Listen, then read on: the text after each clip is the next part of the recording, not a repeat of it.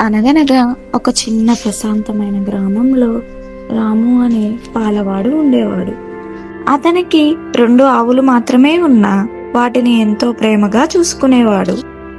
ప్రతిరోజు ఉదయాన్నే లేచి ఆవులను శుభ్రం చేసి తాజా పాలను జాగ్రత్తగా తీసేవాడు. పాలు ఎప్పుడూ శుభ్రంగా కల్తీ లేకుండా ఉండేలా చూసుకునేవాడు.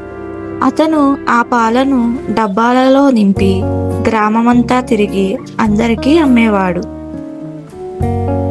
గ్రామస్తులందరూ రాము పాలను నమ్మకంగా కొనేవారు. ఒకరోజు గ్రామానికి కొత్త పాలవాడు వచ్చాడు.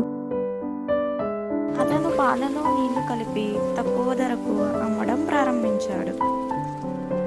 చౌకగా ఉందని చాలా మంది అతని దగ్గర కొనడం మొదలుపెట్టారు.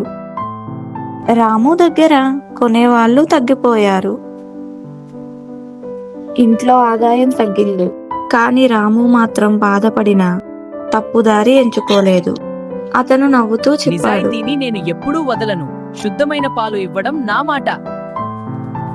కొన్ని రోజులు గడిచాయి. గ్రామంలో పెద్ద పండగ వచ్చింది.